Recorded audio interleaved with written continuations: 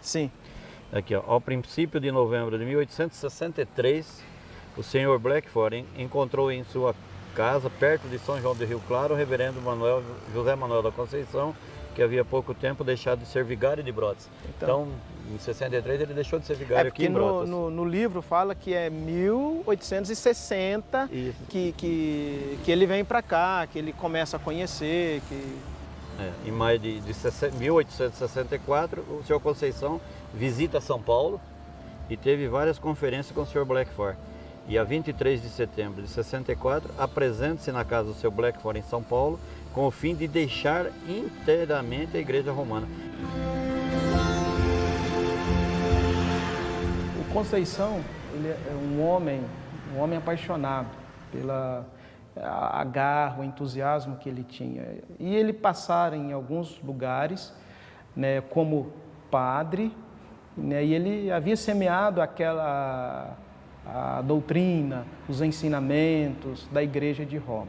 E ele ia de novo, voltando a esses lugares e mostrando a nova fé. E isso, como ele era um homem apaixonado e ele havia entendido essas verdades, ele queria também, onde ele havia passado, que as pessoas também e as famílias que, né, ele havia conhecido também pudessem, né, conhecer e saber, né, de Jesus, o que Jesus faz na vida dele.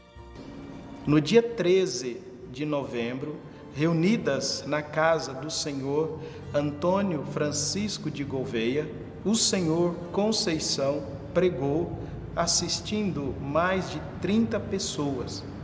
Em seguida, foi organizada a Igreja Evangélica Presbiteriana de Brotas.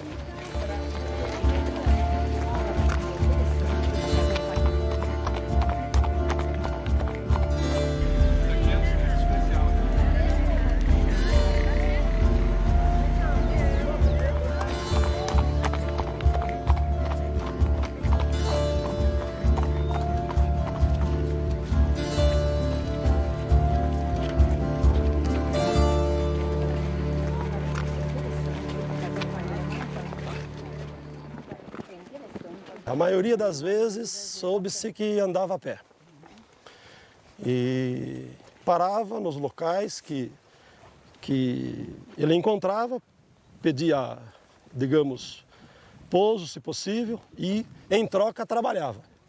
O reverendo José Manuel da Conceição oferecia, vamos dizer, préstimos em favor, porque ele não tinha com o que pagar necessariamente. Essa é a primeira estrada de Sorocaba, Votorantim e Piedade.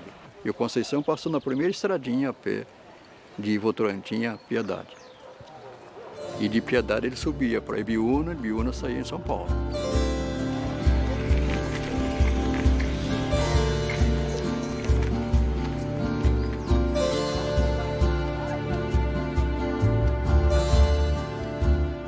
Tem que semear a palavra de Deus. Hoje mesmo nós tivemos o privilégio de semear 20 novos testamentos e a Federação da UPH saiu semeando folhetos, né? Então, por onde passou o José Manuel da Conceição, nós estamos repetindo, não certamente com o mesmo entusiasmo que ele fez, porque tinha mais coisas profundas a respeito da vida dele.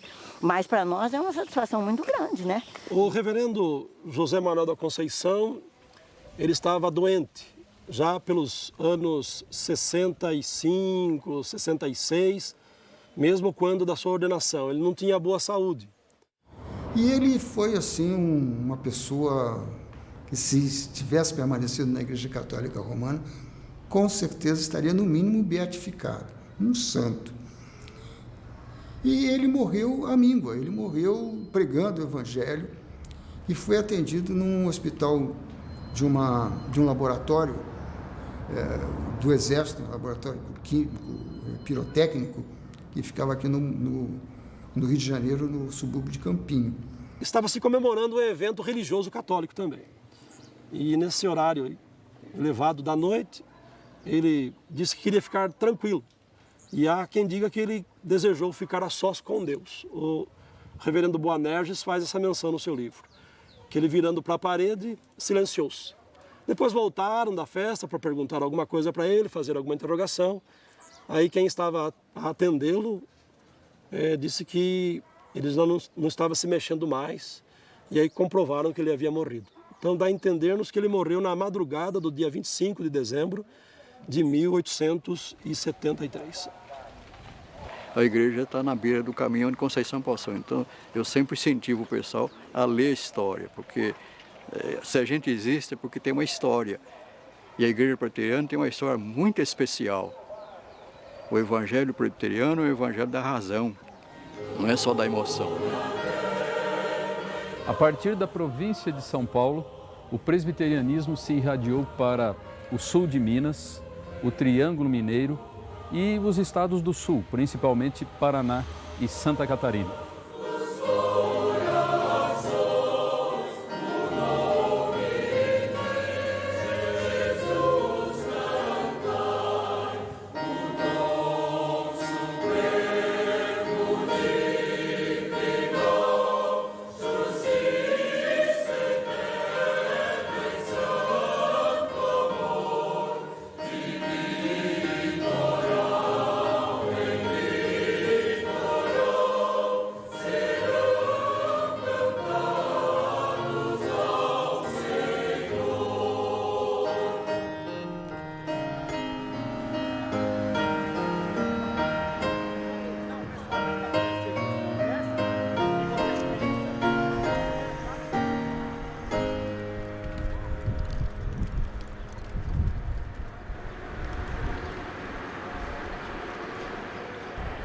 Aqui estamos na rua Líbero Badaró, no centro antigo de São Paulo, que antigamente chamava-se Rua de São José, ou Rua Nova de São José.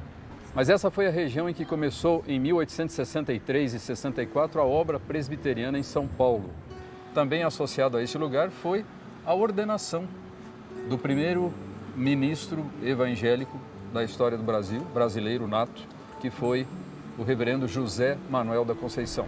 Em 1864, a missão norte-americana alugou esse imóvel que foi ocupado pela igreja durante vários anos e no qual aconteceram algumas coisas muito importantes do nascente presbiterianismo paulista.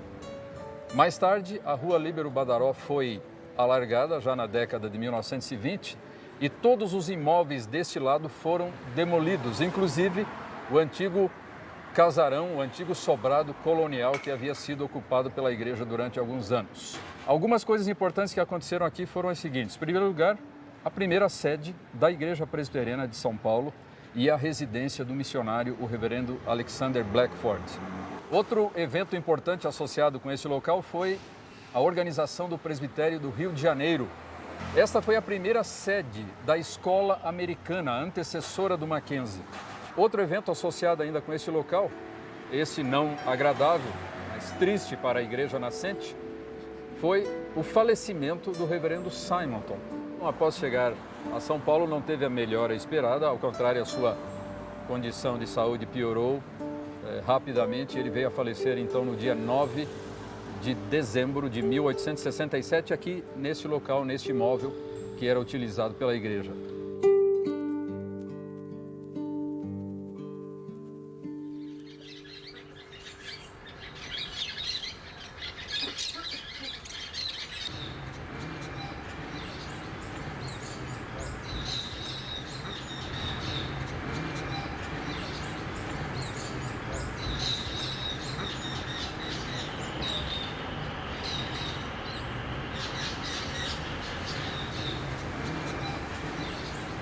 O trabalho de Simonton e seus companheiros não foi a primeira manifestação da fé reformada no Brasil.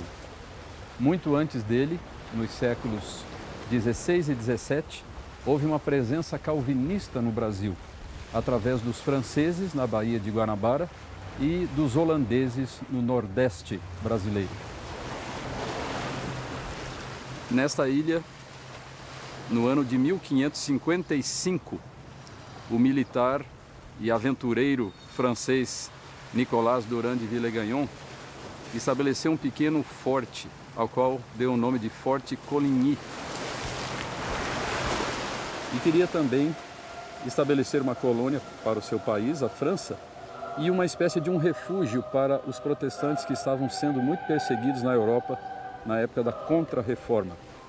Villegagnon, aparentemente, no início tinha simpatias pelo protestantismo, então ele escreveu uma carta ao próprio reformador João Calvino, pedindo o envio de alguns huguenotes, como eram conhecidos os protestantes de língua francesa. E eles chegaram então aqui a esse local no mês de março de 1557. E no dia 21 de março de 1557 aconteceu o primeiro culto reformado com a celebração da Ceia do Senhor. E o próprio Villegagnon confessou a fé reformada, fez a sua profissão de fé pública, foi recebido como membro da fé reformada e foi o primeiro a participar da Ceia do Senhor.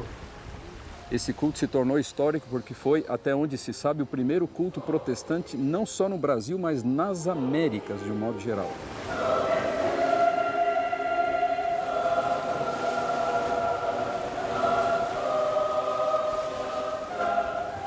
Acontece que ali estava, naquela mesma expedição, um ex-frade jesuíta chamado Jean de Contac. E esse Jean de Contac foi ao ouvido de Villegagnon, governador, e disse: olha, você está acolhendo os hereges de Lutero. Ele mudou de atitude, os prendeu, os acusou de serem espiões e lhes deu umas poucas horas para elaborarem respostas a uma espécie de um questionário teológico que ele apresentou para eles. Mas o fato é que eles, na cadeia, responderam essas 15 perguntas. Esses poucos leigos não eram pastores, os pastores ficaram no navio. Esses poucos leigos, em poucas horas, escreveram esse valioso documento que é conhecido hoje pelo nome de Confissão Fluminense, ou Confissão de Fé da Guanabara.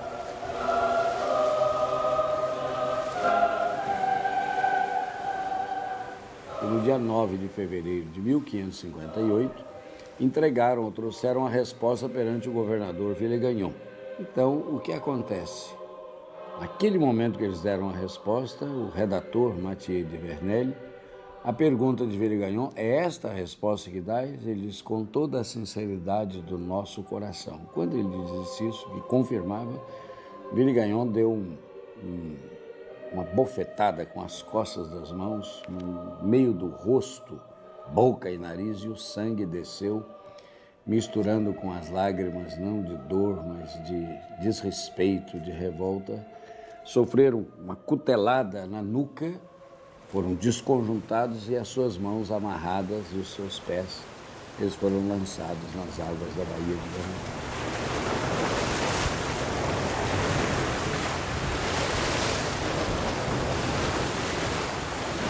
Senhor, nós, o teu povo aqui reunidos nesta manhã, elevamos as nossas mentes de coração aberto em oração a ti, Senhor, sabendo, ó Pai, que tu vês tudo. Ainda a nossa palavra não veio aos nossos lábios e tu já o sabes.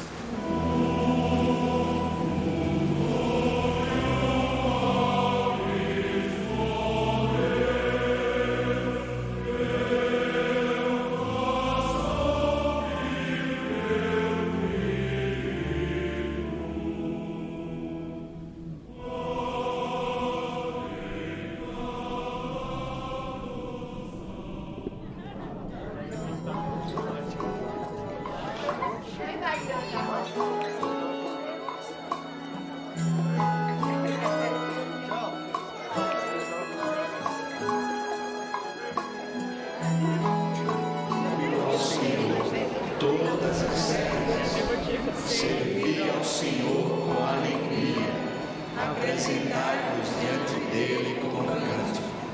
Saber que o Senhor é Deus, foi Ele quem nos fez e dele. Então, aqui você tem aquele selo de Calvino que diz: Cor meum tibi offerro Domini prompte et sincero.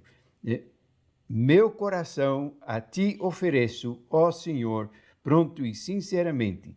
E aqui ele está com o coração na mão, não no sentido semântico brasileiro, né? Ficar com o coração na mão, mas realmente oferecendo a Deus o seu coração. Esse é o grande alvo de Calvino, a glorificação do Senhor.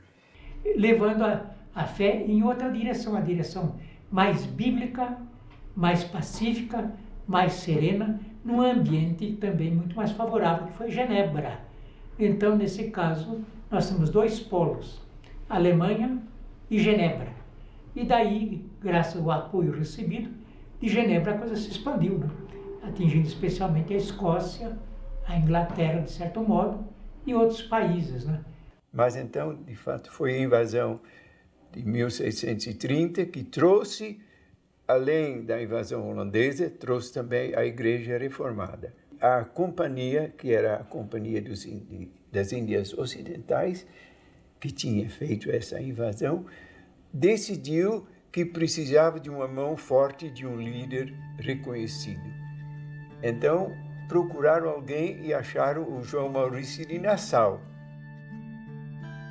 A obra presbiteriana no Nordeste começou em 1872 com o reverendo Francis Schneider, que trabalhou em Salvador e organizou então a igreja que hoje é conhecida como a Igreja Presbiteriana da Bahia, a Igreja da Rua da Mangueira.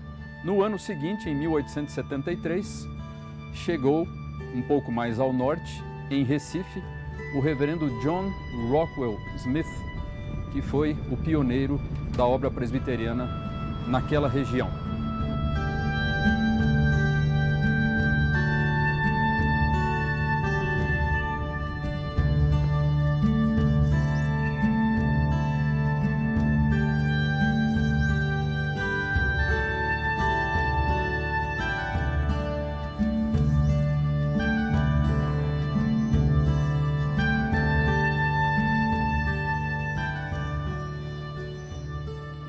De fevereiro, a obra caminha. Desde minha primeira viagem, tomei conhecimento de um fato interessante. A obra começara aqui. Uma carta do irmão Lenin, há poucas semanas, informou-me a respeito. 30 de agosto. Comecei afinal meu trabalho regular de prédica. Conseguimos uma casa na parte central da cidade, em Santo Antônio, a poucos passos do principal logradouro da cidade. No dia 17 eram 7 ou 8 no começo do culto e 15 no final. No dia 24 eram 25 adultos e pelo menos a metade deles era de fisionomia desconhecidas. It's a feeble beginning. É um frágil começo. Há aproximadamente 130 anos, precisamente no dia 15 de janeiro de 1873, ancorava aqui no cais do porto o vapor Ontário e trazia entre seus tripulantes o pioneiro do presbiterianismo aqui no Nordeste, John Rockwell Smith, Dr. Smith. E aqui chegando ele resolve alugar um sobrado nessa rua, a Rua do Imperador, a número 71, aproximadamente entre esses casarões aqui. E era uma programação, um culto diferente, tendo em vista que participavam os escravos, os portugueses, diferentemente do que estava acontecendo aqui com a Igreja Católica. Em 1878, ele vai ter já pessoas arroladas, ou pelo menos aparentemente já arroladas, tendo em vista que não existia a igreja ainda 12 pessoas. Então é nesse contexto que vai ser formada a primeira igreja presbiteriana em Pernambuco, que só depois vem ganhar o nome de Igreja Presbiteriana do Recife. Com a demanda e o crescimento do trabalho, começa a surgir o sonho de formar um seminário aqui na região. Dr. Butler chega aqui na região para substituir o reverendo John Rockwell Smith, que vai a Nova Friburgo presidir e ensinar no Seminário do Sul. Ele foi para Canhotinho, se instalou lá. Lá ele construiu o tripé do trabalho dele. Ele construiu uma escola para a educação, ele construiu uma igreja, que na época dele tinha em torno de 300 membros, e construiu um hospital. E com toda essa demanda de trabalho, ele convida um pastor nacional que havia começado a trabalhar no campo, o Martinho de Oliveira. E o presbitério de Pernambuco, né, ele reconhece o seminário em 1903 e abraça essa obra da educação teológica. Isso se deu na metade do ano de 1923, na reunião do presbitério. Só que acontece uma coisa surpreendente, que o Martinho de Oliveira, assim que volta para Garanhuns dessa reunião, ele tem uma crise de infecção intestinal e vem a falecer um mês depois. E é aí que aparece a figura do Dr. Vanderleit, que assume o seminário de 1903 até 1919. No culto fúnebre do Martinho de Oliveira, o Dr. Vanderleit prega um excelente sermão animador e ele fala uma frase que se tornou marco na história do seminário aqui.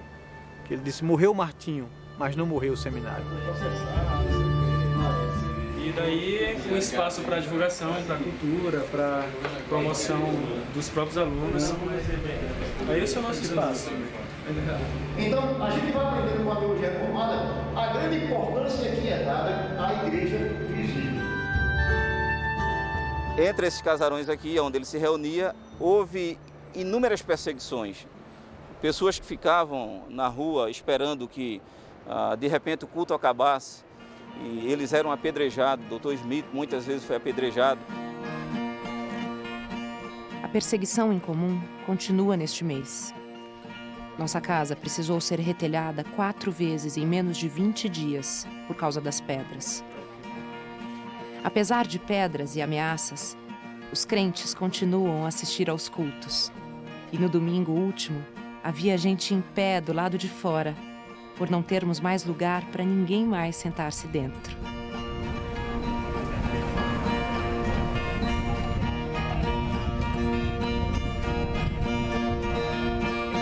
Doutor Bart era um médico daquele que tem ação. Lá em São Bento do Una fez a sua pregação que